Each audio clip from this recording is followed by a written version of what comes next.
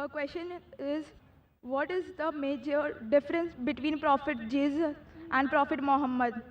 If Prophet Jesus teaches people how to live life and worship God, the same thing is taught by Prophet Muhammad. Those who are following Jesus, are they correct, or should they follow the instructions of Prophet Muhammad?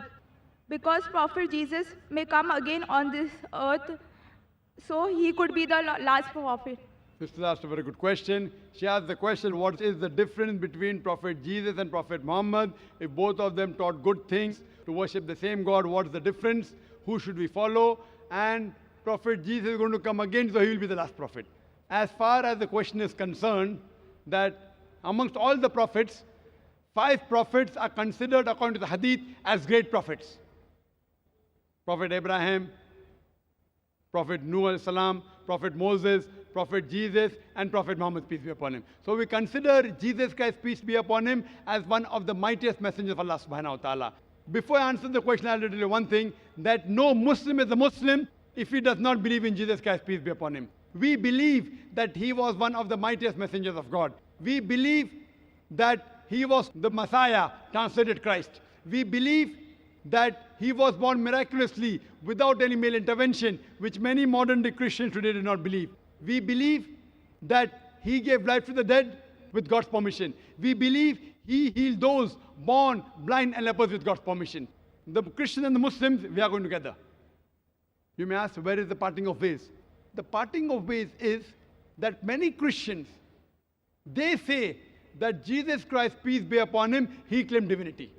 In fact, if you read the Bible, there is not a single unequivocal statement in the complete Bible where Jesus Christ, peace be upon him, himself says that I am God, or where he says worship me. If any Christian can point out any verse of the Bible, any unequivocal statement, any unambiguous statement from the Bible where Jesus Christ, peace be upon him, himself says that I am God, or where he says worship me, I am ready to accept Christianity. In fact, if you read the Bible, Jesus Christ, peace be upon him, said, it's mentioned in the Gospel of John, chapter number 14, verse number 28, my Father is greater than I. Gospel of John, chapter number 10, verse number 29, my Father is greater than all.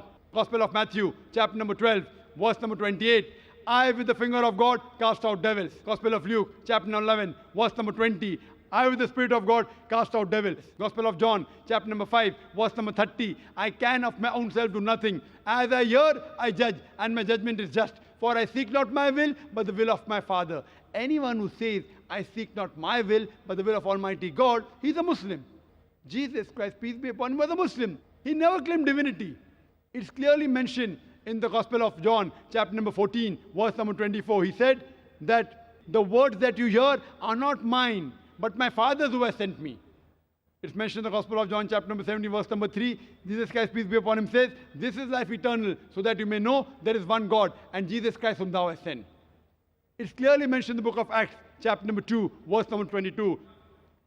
Ye men of Israel, listen to this. Jesus of Nazareth, a man approved of God amongst you by wonders and miracles and signs, which God did by him, and you are witness to it. A man approved of God amongst you by wonders and miracles and signs, which God did by him, and you are witness to it. So Jesus Christ, peace be upon him, was one of the mightiest messengers of God, but he was not God. And if you want to follow him, as I mentioned earlier, in Gospel of John, chapter number 16, verse number 12 to 14, he said, I have many things to say unto you, but ye cannot bear them now. For he, when the Spirit of truth shall come, he shall guide you unto all truth.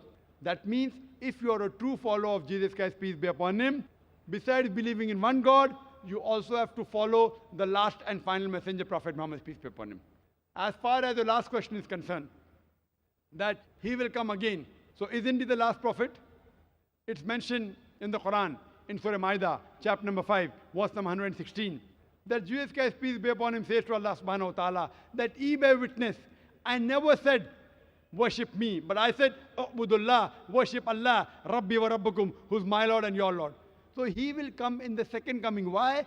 He is the only messenger of God whose followers as a whole mistook that he claimed divinity. All the other messengers, none of their followers mistook that they claimed divinity. Isa alayhi salam, Jesus Christ, peace be upon him, is the only messenger whose followers had a misunderstanding that he claimed divinity. That's the reason in his second coming, he will come as a follower of Muhammad Sallallahu Alaihi Wasallam. He will not bring any new teaching. He will come to testify that he never claimed divinity. He will not bring any new message. The message is complete. Quran says in Surah Ma'idah chapter 5 verse number 3, this day have we perfected our religion for you, and have chosen for you Islam, and have completed my favor on you. So nothing new can be added or subtracted from Islam. Isa alayhi salam in his second coming, he will come to testify to the Christians. He never said worship me, but Ubudullah, worship Allah, Rabbi wa Rabbakum, who's my Lord and your Lord. So he will come as an ummah of Muhammad Sallallahu Alaihi Wasallam to clarify the misconception among the Christians. Hope that answers the question. Wa akhir da'wana alhamdulillahi rabbil alameen.